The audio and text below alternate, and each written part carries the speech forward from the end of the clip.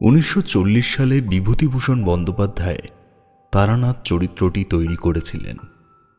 তবে তিনি এই চরিত্রটি সমন্বিত দুটি ছোট গল্প লিখেছিলেন এবং এই গল্প দুটির মাধ্যমে তারানাথের তান্ত্রিক জীবনের সূচনা প্রধানত প্রদর্শিত হয়।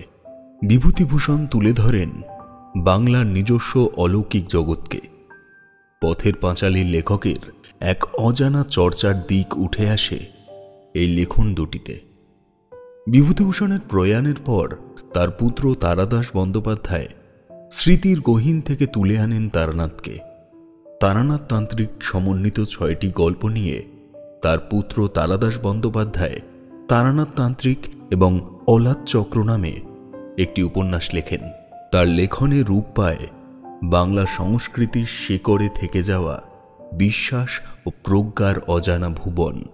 তারানাথ চরিত্রটি বিপুল জনপ্রিয়তা পেতে শুরু করে। এই চরিত্রকে নিয়ে লেখা সমস্ত গল্পগুলি অলৌকিক, অস্বাভাবিক, গাঢ় শিল্প, রহস্য এবং জাদু বাস্তবতার উপর ভিত্তি করে। আজ আপনাদের জন্য আমার তারানাথ তান্ত্রিককে নিয়ে লেখা ফ্যানফিকশন গল্পগুলির মধ্যে নির্বাচিত একটি গল্প। হতে পারে আমাদের পূর্ববর্তী গল্পের ঠিকানায় আপনি গল্পটির সঙ্গে পরিচিত হয়েছেন। তাদের জন্য জানিয়ে রাখি, এরপরেই আমাদের তারানাথ তান্ত্রিকের নতুন গল্প আসতে চলেছে রাজপ্রতাপের ঠেকে।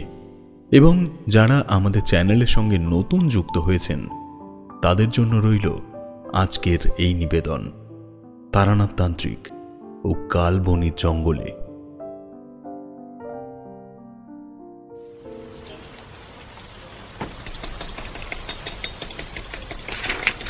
কিশোরী, আজকের কাগজটা পড়েছো? 3 নম্বর পৃষ্ঠায় কি লিখেছে দেখো। সময় পেলাম কই, সকাল থেকেই যা বৃষ্টি, বাইরে তো বেরোতেই পারলাম না। কই দেখি। সুন্দরবনে হরিণ শিকারীর সংখ্যা দিন দিন বাড়ছে, তবে শিকারের কারণ মাংস পাচার নয়। বিশেষজ্ঞদের মতে হরিণের ছাল নিয়ে বিভিন্ন ধরনের ব্যবসা শুরু হয়েছে সারা ভারতবর্ষ ব্যাপী। বিস্তারিত জানতে নিচের প্রচ্ছদটি পড়ুন। কিশোরী রোষে ভরা চোখে আমার দিকে চাইল, বলল, হ্যাঁ বলো দেখি, এগুলো কোন শ্রেণীর প্রাণী? অবলা জন্তুগুলোকে নিয়েও ব্যবসা করতে ছাড়ছে না। আসলে জীবজন্তু হত্যা করে তার মাংস খাওয়া অথবা তার চামড়া বিক্রি করার ব্যবসা এ তো আর আজ নয়, অনেক আগের থেকেই হয়ে আসছে। দিনটা ছিল রথ পূর্ণিমা। অনেকদিন পর একটা অতিরিক্ত ছুটি পেয়ে মনটা আনন্দে সকাল থেকেই উৎফুল্ল ছিল। কিন্তু ছোট থেকেই যা দেখে আসছি আজও তার পরিবর্তন হয়নি। রথের দিন বৃষ্টি হয় না, এটা ভাবাও কল্পনাতীত। সকাল থেকে অঝোর ধারায় বৃষ্টি, বিকেল বেলায়ও খুব একটা কমেছে তা নয়।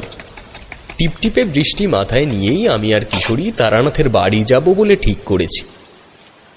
মটলেনের মুখটাতেও দেখলাম কয়েকটা দোকান বসেছে।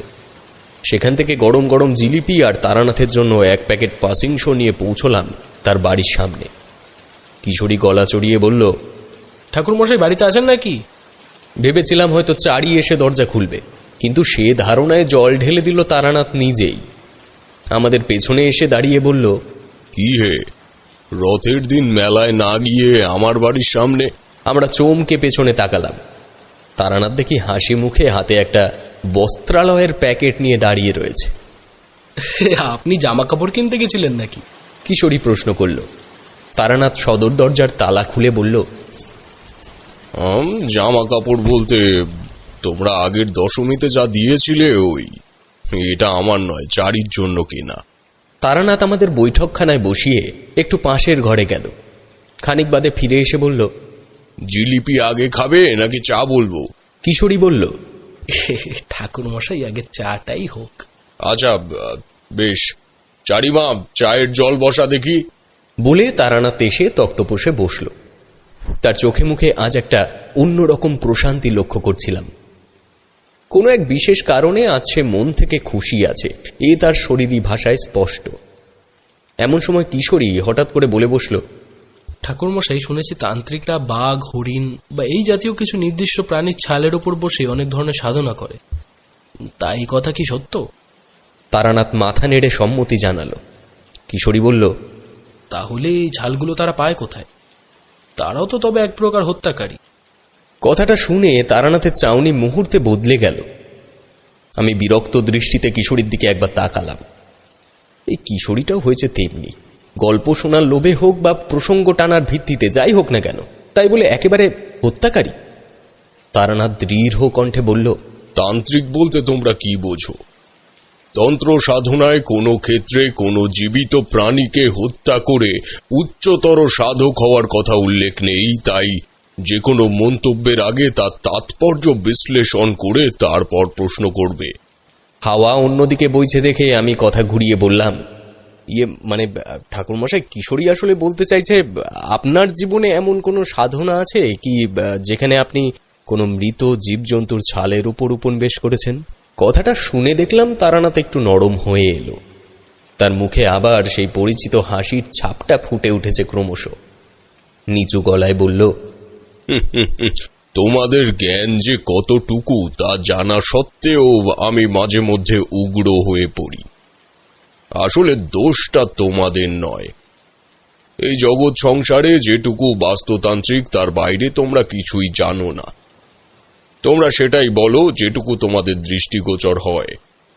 তবে প্রসঙ্গ যখন এখানে এই নিয়ে একটা ঘটনা তোমাদের না বললে তোমরা বুঝবে না। কিশোরী, একটা সিগারেট দাও। ধোঁয়া চোখের সামনে না দেখলে গল্পটা ঠিক খোলতাই হয় না। কিশোরী দ্রুত পকেট থেকে পাসিং শোয়ের প্যাকেটটা বের করে তারানাথের দিকে এগিয়ে দিল। তারানাথ তার থেকে একটা সিগারেট বের করে আঙুলে দুবার পাকিয়ে ধরিয়ে নিল। এই সময় ঘরে চাড়িয়ে এসে চায়ের কাপ প্লেটগুলো নামিয়ে চলে গেল। তারানাথ বলল, এখানে রাখ, এই নাও চা খাও, আমি গল্পটা শুরু করি। আমার ভবঘুরে জীবনের শুরুর দিকের ঘটনা। তখন সবে মধুসুন্দরী দেবীর আশীর্বাদ ধন্য হয়েছি। রাস্তায় রাস্তায় ঘুরে বেড়াই, কিন্তু রাত হলেই মনে হয় বরাকর নদীর তীরে ফিরে যাই। কোনো মতেই নিজেকে সামলাতে পারি না সেই সময়। কিন্তু এই মোহ আমায় ধীরে ধীরে আমার লক্ষ্যের প্রতি দুর্বল করে তুলছে, তা বেশ বুঝতে পারছিলাম আমি। এমনই একদিন নিজের উন্মাদ মনকে এক শ্মশান ঘাটে বসে আমার জীবন চয়নের প্রতি অবগত করছি। হঠাৎ পেছন থেকে একজন আমায় ডাকল। নমস্কার, আমি শ্রীনিবাস আচার্য। আপনি কি সন্ন্যাসী? চমকে উঠে পেছনে তাকালাম। দেখি একজন মধ্যবয়স্ক ভদ্রলোক পেছনে এসে দাঁড়িয়েছেন। পোশাক পরিচ্ছদ সাধারণ এবং চেহারায় ব্যক্তিত্বের ছাপ আছে। প্রণাম জানিয়ে বললাম, হ্যাঁ বলুন, কি বলতে এসেছেন? লোকটি আমার পাশে বসে বলল, ঠাকুর, আজ বছর 3 হলো আমি উড়িষ্যা থেকে এখানে এসেছি। পেশায় আমি একজন মৎস্যজীবী। দেশের বাড়ি জায়গা জমি সব বিক্রি করে যা টাকা কড়ি ছিল সব দিয়ে এখানে এসে একটু ভিটে বাড়ি, জায়গা ও 2টি পুকুর কিনি। ঈশ্বরের অশেষ কৃপায় 2 মাস আগে আমার একটি কন্যা সন্তান হয়েছে। তো সেদিন আমি পুকুরে গেছি আর আমার গিন্নি মেয়েকে স্নান করাচ্ছিলেন বাড়িতে। এমন সময় বাড়ির উঠোনে একজন যুবক এসে দাঁড়ায়। স্ত্রীর চোখে চোখ পড়তেই সে প্রণাম করে দাওয়ায় এসে বসে। আমার স্ত্রী প্রশ্ন করে, আপনাকে তো ঠিক চিনতে পারলাম না, বাড়ির কর্তার সাথে দেখা করতে এসেছেন কি? যুবকটি কিছুক্ষণ একদৃষ্টে আমার কন্যা সন্তানটির দিকে তাকিয়েছিল, তারপর বলল, আমি আপনার কর্তার সঙ্গে দেখা করতে আসিনি। যে কারণে এসেছি তা আপনাকে জানালেও হবে। আমার নাম জেনে আপনার কাজ নেই। আমি মাঝে সাঝে টুকটাক ভাগ্য গণনা করি। এই বাড়ির সামনে দিয়ে হেঁটে যাচ্ছিলাম, মনে হলো আপনাদের ব্যাপারটা জানিয়ে যাই। সন্তানের জন্য যেখানে মানত করেছিলেন সেখানে ভোগ চড়িয়ে দেবেন, নইলে বিপদ আসবে। গৃহকর্তা এলে বলবেন কোনো সন্ন্যাসীকে নিয়ে এসে সম্পূর্ণ লক্ষণ এবং সম্ভাবনা বিচার করে যেন বাড়িটা বন্ধ করে যায়। আজ আমি উঠি, অনেকটা পথ যেতে হবে। আমার স্ত্রী একদৃষ্টে তার দিকে চেয়ে রইলেন। আসলে হঠাৎ এমন কথা শুনলে যে কোনো মানুষের বাক শক্তি হারিয়ে যাবে। আমি সন্ধ্যা নাগাদ পুকুর থেকে ফিরলে উনি আমায় পুরো ঘটনাটি জানান। আপনি বলুন তো, এ কেমন অস্বাভাবিক ঘটনা? এটা কতদিন আগের ঘটনা? এই তো 3 দিন আগের ঘটনা। আমি এই 2 দিন শুধু রাতে ছাড়া বাড়ি ঢুকিনি ঠাকুর। ব্যবসাপাতি সব শিখেই উঠেছে। গিন্নি সারা রাত কান্নাকাটি করেছেন, বুঝতেই তো পারছেন। হঠাৎ এমন একটা কথা কেউ বলে গেলে মনের ভেতরে কি হয়। আপনি চিন্তা করবেন না আচার্য মশাই, চলুন আমি আপনার সাথে যাচ্ছি। নিজের চোখে বাস্তু দর্শন না করলে এখান থেকে সবটা বলতে পারবো না। সবিনয়ত্র হাত জোর করে উনি উঠে দাঁড়ালেন, বললেন, ঠাকুর চলুন, আমি রিক্সা এনেছি, আসুন, আমার সঙ্গে আসুন। আচার্য মশাইয়ের সাথে শ্মশান চত্বর পেরিয়ে রাস্তায় এলাম। দেখলাম এক বৃদ্ধ লোক রিক্সা নিয়ে দাঁড়িয়ে আছেন। প্রায় 2 গ্রাম এবং একটু ছোট মফস্বল পেরিয়ে যে জায়গায় এসে পৌঁছালাম তা বলতে গেলে একটা আদিবাসী পাড়া। ছোট ছোট মাটির বাড়ির দেওয়ালে খড়ি মাটি দিয়ে বিভিন্ন দেবদেবীর মূর্তি অঙ্কন করা হয়েছে। যত দেখছি তত এই সুনিপুণ শিল্পকলার প্রতি আকৃষ্ট হয়ে পড়ছি। শ্রীনিবাসের বাড়ি এই পাড়ায় একদম শেষ প্রান্তে। রিকশায় আস্তে আস্তে সে আমায় তার পুকুর দুটোকে দেখালো। তার বাড়ির সামনে এসে যখন পৌঁছালাম তখন সূর্য অনেকটাই পশ্চিমে ঢলে গেছে। আমি এই বাড়ির উঠোনে পা রাখতেই বুঝতে পারলাম কোনো একটা অদৃশ্য শক্তি আমার পদক্ষেপকে মধ্যাকর্ষণের বিপরীতে ঠেলতে চাইছে। যে সিদ্ধ পুরুষ এসেছিলেন তিনি একটা বাক্যও ভুল বলেননি। আমি নিচু গলায় বললাম, আচার্য মশাই, অনেক দেরি হয়ে গেছে, আপনি অতি শীঘ্রই ঠাকুরের ঘট নিয়ে বাইরে আসুন তো। শ্রীনিবাস কিছুক্ষণ অবাক হয়ে আমার দিকে চেয়ে রইল। তারপর এক ছুটে ঘরের ভেতর থেকে পুজোর ঘট নিয়ে বাইরে এলো। বলল, ঠাকুর মশাই, এই নিন। ওটা আপনার হাতেই রাখুন। আমার পেছন পেছন বাড়ির চারিদিক প্রদক্ষিণ করবেন এবং আমি যখন যখন বলবো ডান হাতের তর্জনী ঘটের জলে ডুবিয়ে বাড়ির ভিতে ছিটিয়ে দেবেন। আসুন। আমি বাস্তুবন্ধন শুরু করে তখন সবে একবার ঘুরে পুনরায় বারান্দার সামনে পৌঁছেছি। এমন সময় ঘরের ভেতর থেকে একটা মহিলার চাপা কান্নার শব্দ এলো। শোনা মাত্রই শ্রীনিবাস বলল, ঠাকুর, আমার স্ত্রী হঠাৎ কাঁদছে কেন? আপনি একটু অপেক্ষা করুন, আমি। দাঁড়ান আচার্য মশাই, এই ক্রিয়া সম্পন্ন না হওয়া পর্যন্ত আপনি যেতে পারবেন না। আপনি নিশ্চিন্ত থাকুন, এই কান্না আপনার স্ত্রীর নয়। মানুষকে কিঞ্চিত সময়ের মধ্যে অলৌকিকতার উদাহরণ দেওয়া সম্ভব নয়। আমি এই কথা বলা মাত্রই উনি যে আমায় বিশ্বাস করেননি তার বোঝার অপেক্ষা রাখে না। শ্রীনিবাস শুধুমাত্র ব্যক্তিত্বের নিরিখে আমার সাথে বাস্তুচক্র সম্পন্ন করল। শেষবার যখন পুনরায় বারান্দার সামনে এলাম তখন আর কোনো কান্নার শব্দ নেই। গৃহস্বামী দ্রুত পায়ে ঘরের ভেতরে চলে গেলেন। তার মনের অবস্থা বুঝতে পেরে আমি তাকে বাধা দিলাম না, কারণ এই প্রক্রিয়ার শেষে 3 বার ইষ্ট দেবতার নামে বাস্তু সংকল্প করতে হয়। শ্রীনিবাস ফিরে এলে আমি বললাম, আমার কথা মিলেছে কি আচার্য মশাই? সে দীর্ঘ নিঃশ্বাস ছেড়ে বলল, ধন্য ঠাকুর, ধন্য। আমি যে অবশেষে সঠিক মানুষটিকে খুঁজে পেয়েছি, এর জন্য ঈশ্বরের চরণে সহস্র কোটি প্রণাম। আমার মেয়ে ও স্ত্রী দুজনেই ঘুমাচ্ছিল। আমি নিজে গিয়ে আমার স্ত্রীকে ডাকলাম। দেখলাম একজন মহিলা নাক পর্যন্ত ঘোমটা টেনে দরজার সামনে এসে দাঁড়িয়েছে। শ্রীনিবাস বলল, এই যে বৃন্দা, আমার স্ত্রী। তুমি চা নিয়ে এসো, আমরা পাশের ঘরে বসছি। বলে শ্রীনিবাস বারান্দার মেঝেতে একটা বড় চাটাই পাতল।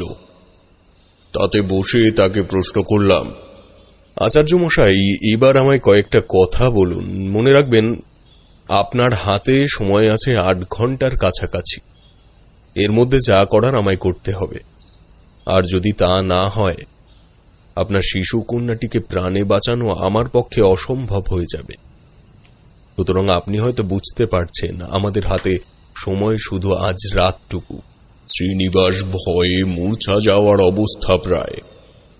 পরক্ষণেই তার চোখের কোলে জল জমে এলো।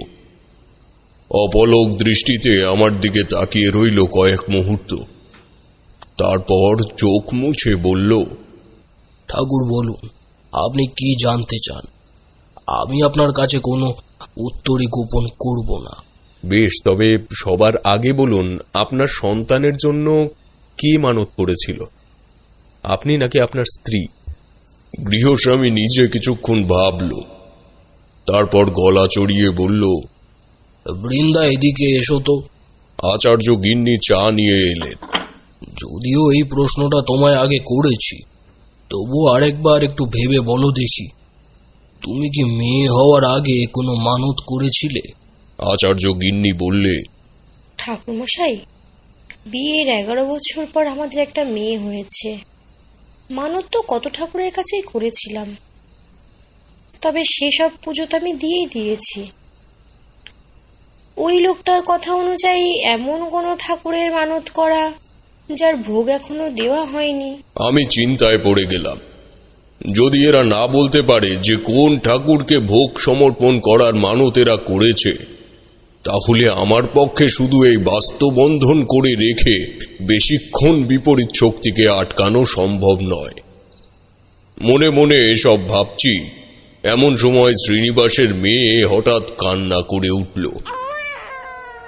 এবার শুধু শ্রীনিবাস ও তার গিন্নি নয়, আমিও খুব চমকে উঠলাম। ওরা দুজনেই ছুটে ঘরের ভেতরে ঢুকলো, তার পেছনে গেলাম আমি।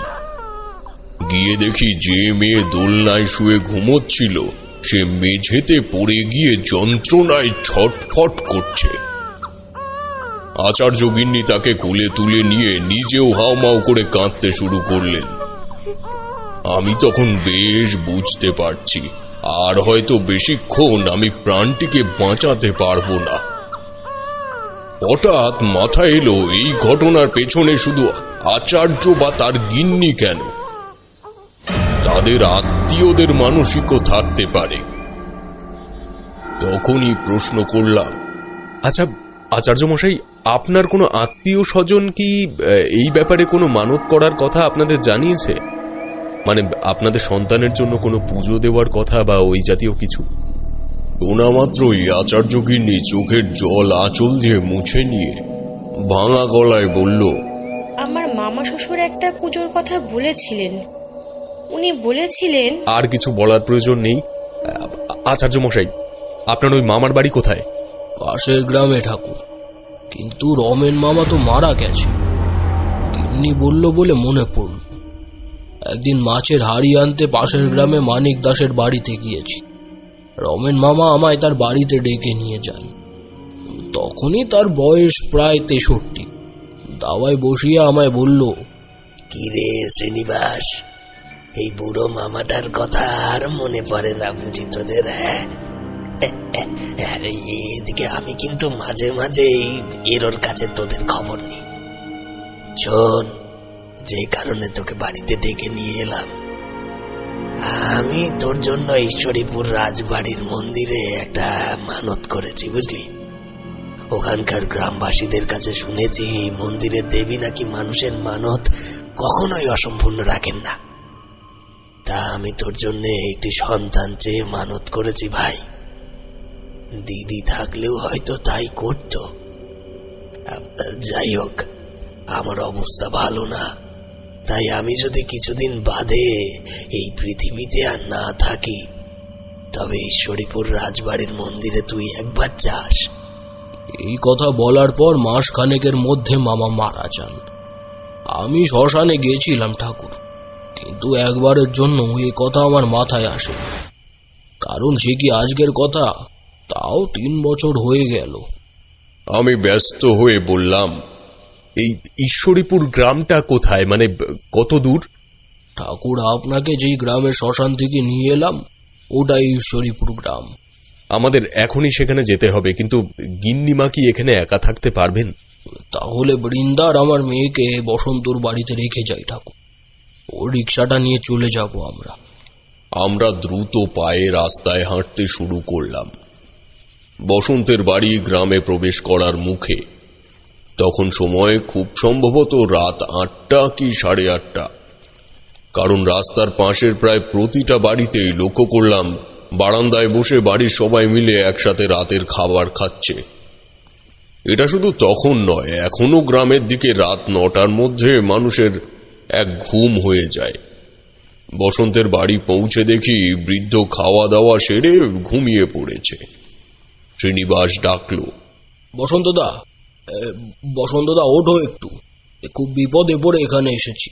বুড়োর কিন্তু এই বয়সেও কান একেবারে সজাগ। শ্রীনিবাসের এক ডাকে সে দরজা খুলে বাইরে এলো, বলল, কি হে শ্রীনিবাস, কিছু হয়েছে নাকি? তোমায় রিক্সায় যেতে যেতে বললাম না, একটা ছেলে এমন বলে গেছে অমঙ্গলের কথা, তা মিলতে শুরু করেছে গো। বৃন্দার আমার মেয়েটিকে তোমার বাড়িতে রেখে তোমার রিক্সাটা নিয়ে আমি আর ঠাকুর একটু ঈশ্বরপুর গ্রামে যাব। বৃদ্ধ একটু ভেবে উত্তর দিল, হ্যাঁ, নাম শুনেছি, কিন্তু আজ বহু বছরই ওখানে কেউ যায় না। তাও ধরুন 10 বছর। লোকেরা বলা বলি করে ওখানে নাকি রাতে মাঝে মাঝে ঘন্টার শব্দ পাওয়া যায়। ওখানে এত রাতে যাওয়াটা কি ঠিক হবে? আমি ব্যস্ত হয়ে বললাম, আমাদের এখনই যেতে হবে, আপনি চিন্তা করবেন না। এখন শুধু আমার সাথে একবার বাইরে আসুন। বসন্ত বাইরে এলে আমি আমার পুটলি থেকে প্রসাদী ঘটি বের করে তাতে জল ভরে আনতে বললাম তাকে। তারপর ওর বাড়ি বন্ধ করে আমি আর শ্রীনিবাস বেরিয়ে পড়লাম ঈশ্বরীপুর বাড়ির উদ্দেশ্যে। তখনও বুঝিনি এমন ভয়ানক কোনো কিছুর মুখোমুখি আমি পড়তে চলেছি। তারানাথ থামল। আমি আর কিশোরী চোখ মোটা মোটা করে তার দিকে চেয়ে আছি। সত্যি ভাবতে অবাক লাগে, এই মানুষটা বিনা স্বার্থে কত মানুষের জন্য নিজের জীবন মৃত্যুর দিকে ঠেলে দিয়েছে। আসলে মানুষ নয়, মহৎ মানুষ ছাড়া এটা সম্ভব নয়। কিশোরী আর একটা সিগারেট বের করে তারানাথের সামনে ধরল। তারানাথ সেটা ধরিয়ে নিজের মনের সাথে একটা দ্বন্দ্বে লিপ্ত হল। ওর মুখ দেখেই বুঝলাম ও ঘটনাটির উপসংহারটা ভালো করে গুছিয়ে নিচ্ছে। খানিক বাদে সিগারেটে একটা লম্বা টান দিয়ে আবার বলতে শুরু করল, রিক্সা চালাচ্ছে শ্রীনিবাস, আর আমি পুটলি থেকে কিছু পুঁথি বের করে মানত ক্রিয়া সম্পূর্ণ করার মন্ত্র খুঁজে বের করছি। আকাশের অবস্থা যে অতটা খারাপ হয়ে গেছে তা প্রথমে লক্ষ্য করিনি আমরা কেউই। হঠাৎ অনতি দূরে একটা বাজ পড়তেই আমরা আকাশের দিকে দেখলাম। দেখি মাথার ওপরে আকাশ বলতে কিছুই নেই, ঠিক যেমন আলো নিভিয়ে রাতের বেলা ঘরে শুয়ে থাকলে মনে হয়, এ যেন তেমন কোনো ঘরে আবদ্ধ আছি আমরা। চাঁদ তারা সবকিছুকে গ্রাস করে কালো মেঘের চাদর যেন ভেসে চলেছে দূর দিগন্ত পর্যন্ত। শ্রীনিবাস বলল, ঠাকুর, আকাশের অবস্থা ভালো না, এখনো তো বেশ খানিকটা দূর। আচার্য মশাই, ঝড় জল তুফান যাই হয়ে যাক, আমাদের গন্তব্যে পৌঁছতেই হবে। আপনার কন্যাকে বাঁচানোর এই একটাই উপায় আমার কাছে আছে। শ্রীনিবাস দ্রুত পা চালাতে লাগলো। প্রকৃতির এই অস্থিরতা যে স্বাভাবিক নয় তা তখন আমার কাছে স্পষ্ট। এই শিশু কোনো দেবতা প্রদত্ত নয়। তা যদি হতো, এমন নিষ্ঠুর ভবিতব্যে উপনীত হতে হতো না এই পরিবারের। ঈশ্বরীপুর শ্মশানের কাছে এসে দুর্বল রিকশাটি হঠাৎ গেল বিগড়ে। খানিকক্ষণ চেষ্টা করার পর যখন সেটা ঠিক হলো না, আমি শ্রীনিবাসের হাত ধরে টেনে দাঁড় করালাম। দেখলাম ওর চোখ থেকে অনবরত জল গড়িয়ে চলেছে। কোনো পিতা যদি জানতে পারে তার একমাত্র মেয়ে কয়েক ঘন্টার মধ্যে মারা যেতে চলেছে, তাহলে তার অবস্থা কি হতে পারে আশা করি বুঝতে পারছ। ও কান্না করতে করতে বলল, ঠাকুর, আমি তো ঠিক করে চিনিও না সে রাজবাড়ি কোন দিকে।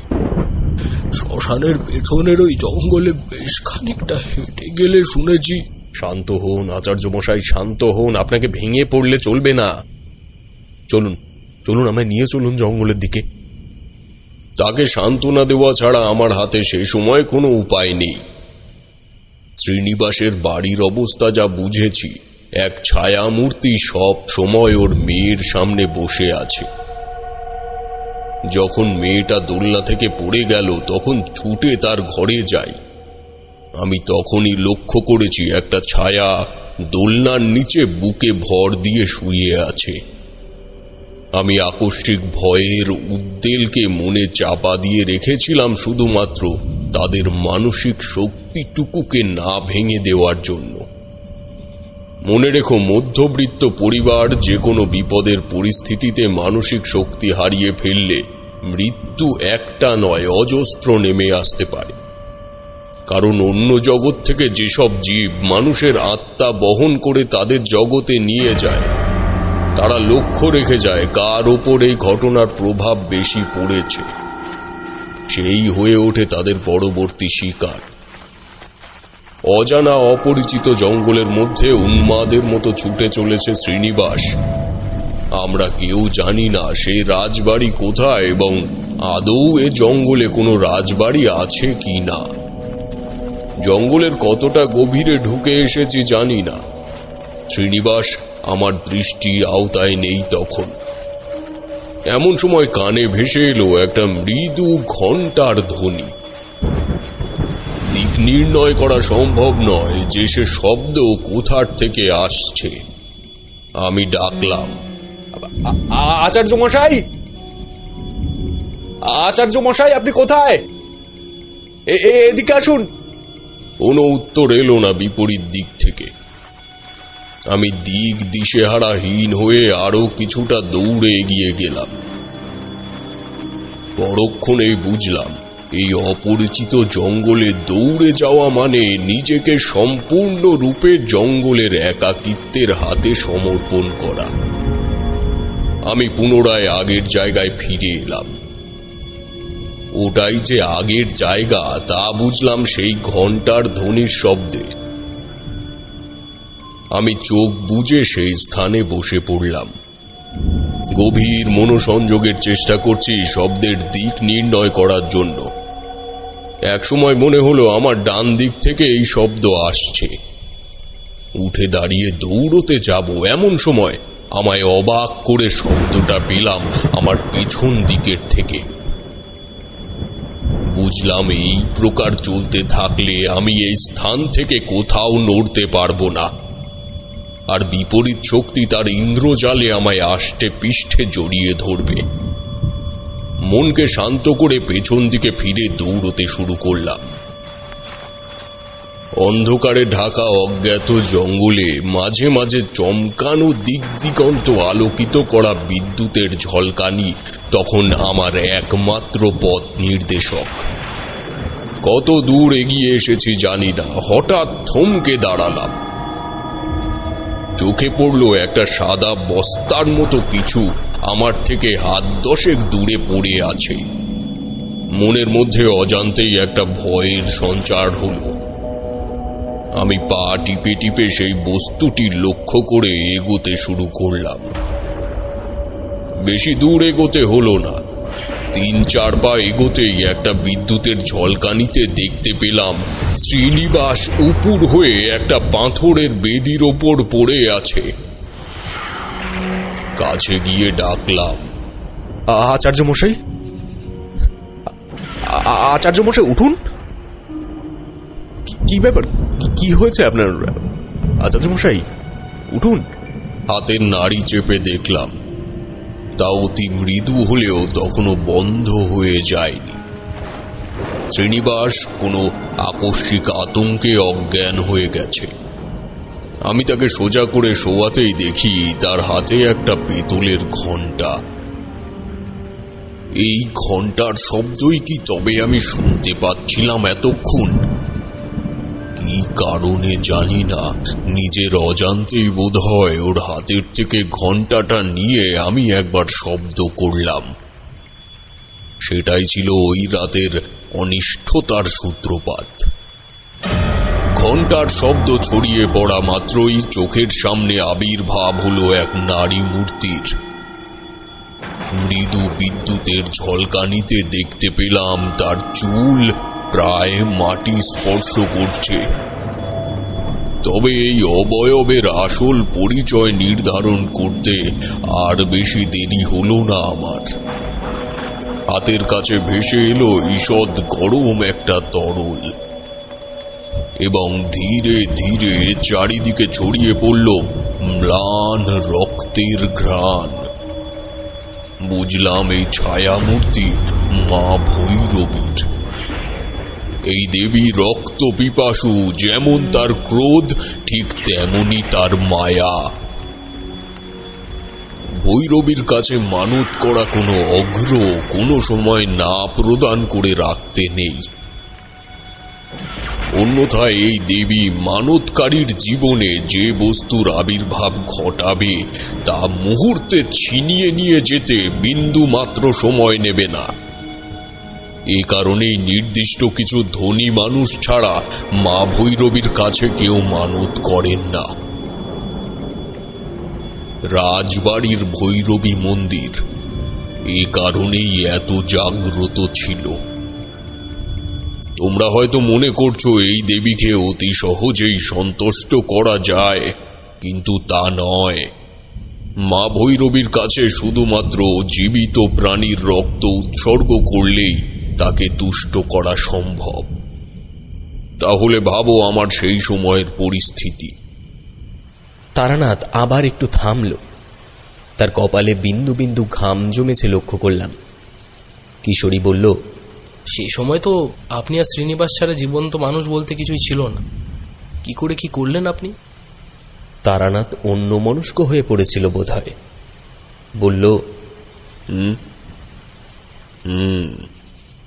আমি দুর্বল হয়ে পড়ছি দেখে মন শক্ত করে উঠে দাঁড়ালাম। এমন সময় হঠাৎ নেমে এলো অঝোর ধারায় বৃষ্টি। আমি জানি তখন আমায় কি করতে হবে। শ্রীনিবাসকে ওখানেই রেখে ছায়ামূর্তি পেরিয়ে সোজা এগিয়ে গেলাম কিছুটা। বিদ্যুতের ঝলকানির ঘনত্ব তখন বেড়েছে। সেই আলো আধারিতে কুয়াশা সমান আচ্ছাদিত বৃষ্টির মধ্যে আবিষ্কার করলাম একটা ভগ্নপ্রায় মন্দিরের ধ্বংসাবশেষ। ধ্বংসাবশেষ বলছি কারণ ঘরটির চালা 4টে দেওয়ালের মধ্যে ভেঙে পড়েছে। তবে এখানে যেটা নতুন চোখে পড়ল তা হলো একটা ছোট কুশি। মন্দিরে চরণামৃত প্রদানের জন্য যেই কোষাকুশির প্রয়োজন হয়, এটা হলো তারই একটা অংশ। সুতরাং আমি যে স্থানে দাঁড়িয়ে রয়েছি সেটাই সম্ভবত রাজবাড়ির মন্দির সংলগ্ন অঞ্চল। তাই ওই স্থানেই পুটলির থেকে একটা গেরুয়া বিছিয়ে তার উপর উপনিবেশ করলাম। মা ভৈরবীকে সাধনার মাধ্যমে শান্ত করার একটাই উপায় আমার গুরু বলেছিলেন, তবে নিজের চোখের সামনে এই প্রক্রিয়া কখনো দেখিনি বা করিনি। কি হবে পরিণতি, কি হবে আমার জীবনের, এইসব কোনো কথা মাথায় আসছে না তখন। চোখের সামনে বারবার ভেসে উঠছে শ্রীনিবাসের বাচ্চা মেয়েটির মুখ। ভৈরবী চক্রের প্রয়োজনীয় উপকরণের কোনো কিছুই তখন আমার কাছে নেই। যেমন যে এই চক্র করবে তাকে মৃগ চর্মাদির উপর উপনিবেশ করে সিঁদুর কিংবা রক্ত চন্দন দিয়ে আসনের সামনে একটি চতুষ্কোণ অঙ্কন করতে হবে। তারপর সিঁদুর তিলকযুক্ত আমের পল্লবের সাথে গন্ধ পুষ্পেত্রী সহ মায়ের আরাধনা করতে হবে। এবং এই চক্রের সর্বপ্রধান ও প্রাথমিক নিয়মের থেকেই আমি তখন বহিষ্কৃত। যেমন শুদ্ধ শুভ্র বস্ত্রাদি ছাড়া ভৈরবী চক্রে বসা উচিত নয়। মোদ্দা কথা বলতে গেলে ভৈরবী চক্রের কোনো নিয়মই আমি মান্য করার পর্যায়ে ছিলাম না তখন। জলের ওপর আঙুল দিয়ে চতুষ্কোণী মণ্ডল তৈরি করলাম। চোখ বুজে এলো, মনে শুরু করলাম ভৈরবী চক্রের আরাধনা। প্রাকৃতিক দুর্যোগের পরিমাণ আরো যেন দ্বিগুণ হলো। নাকে ভেসে এলো ঈষৎ রক্তের গন্ধ। বুঝলাম দেবী আমার আশেপাশেই বিচরণ করছেন। দূরে ফেলে আসা ওই স্থানটিতে পুনরায় রিন রিনে শব্দে ঘণ্টাটা বেজে উঠল। এমন অবস্থায় মনোসংযোগ ঘটানো সত্যি কঠিন কাজ। তার উপর আমার কাছে না আছে কোনো নৈবেদ্য বা না আছে কোনো প্রয়োজনীয় দ্রব্যাদি। আমার সামনে শুনতে পেলাম এক নারী কণ্ঠ। কে তুই? আমি চোখ খুললাম না, এক মনে চালিয়ে যাচ্ছি মন্ত্রপাঠ। আমি জানি ভৈরবীর ভোগ ছাড়া তাকে ফেরানো কতটা কঠিন। গুরুর কথা অনুযায়ী মা ভৈরবী সমস্ত অলৌকিক দেবদেবী ও পিশাচ শ্রেণীর ওপরে বিরাজ করে। ভৈরবী সাধনায় সিদ্ধি পেলে তাকে কোনো কালো শক্তি স্পর্শ করতে পারে না। এবার অপেক্ষাকৃত কাছে এলো শব্দটা। কে তুই? বুকের জল শুকিয়ে এলো আমার। মায়ের আবির্ভাব হয়েছে ঠিকই, কিন্তু তুষ্ট হয়ে নয়, তা হয়েছে রুষ্ট হয়ে। এই সময় যে কোনো অবস্থায় সে আমার শরীর থেকে মস্তক ছিন্ন করে তা তার গলায় ধারণ করতে পারেন। তাকে তুষ্ট করার উপায় আমার জানা নেই, তবে এই কিঞ্চিত সময়ের ব্যবধানে এর থেকে বেশি কিছু করার সময় আমার হাতে ছিল না। শেষে একটা শব্দ শুনে আর আরাধনায় মনোনিবেশ করতেই পারলাম না। শুনলাম একটা শিশুর যন্ত্রণায় কুটিয়ে ওঠার শব্দ। চোখ খুলে দেখি আমার সামনে একটি শিশুকে কোলে করে দাঁড়িয়ে আছে এক মুন্ডি পরিহিত নারী মূর্তি। তার চোখ শান্ত, মুখে একটা মায়ার ছাপ প্রস্ফুটিত। আমি হাত জোর করে বললাম, মা, মা তুমি দয়া করো মা। এই কন্যা সন্তান তাদের বহুদিনের সাধনার ফল। আমি নৈতিক আবদার করছি, আমি জানি, তবে তুমি তো সর্বধারিণী, তুমি তো একে সৃষ্টি করেছ। এই গরিব মানুষগুলোর মুখের দিকে তাকিয়ে তুমি দয়া করে রুষ্টতা বর্জন করো মা, তুমি দয়া করো, তুমি দয়া করো বলে তার সামনে লুটিয়ে পড়লাম। আমি জানতাম ভৈরবী চক্র আমার পক্ষে সুসম্পন্ন করা সম্ভব নয় কোনো উপকরণ ছাড়া। কতক্ষণ পূর্ব অবস্থায় পড়ে আছি জানি না। অনুভব করলাম আমার হাতের উপর কিছু একটা স্পর্শ হচ্ছে। একবার নয়, বেশ কয়েকবার এই অনুভূতি হলো আমার। তাকিয়ে দেখি শ্রীনিবাসের ছোট্ট মেয়েটি আমার পাশে আমার পাতা গেরুয়াটার ওপর শুয়ে হাত পা ছুঁড়ছে। বুঝলাম মা আমার একনিষ্ঠতায় তুষ্ট হয়ে আমায় এই বর প্রদান করলেন। আমি ঊর্ধ্ব গগনে প্রণাম জানিয়ে শিশুটিকে কোলে তুলে নিয়ে উঠে দাঁড়ালাম। ঘুরে দাঁড়িয়ে দেখি শ্রীনিবাস খানিক দূরে একটা গাছের গোড়ায় দাঁড়িয়ে আছে। আমি হাসি মুখে তার সামনে গিয়ে বললাম, এই নিন আচার্য মশাই আপনার মেয়ে।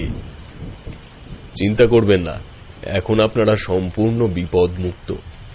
সে আমার পা জড়িয়ে ধরে হাউমাউ করে কাঁদতে শুরু করলো। তার মনের দুঃখ ও ভয়কে আমি কান্না হয়ে বেরিয়ে যেতে বাধা দিলাম না। এবার বলি এই ঘটনা তোমাদের বলার কারণ।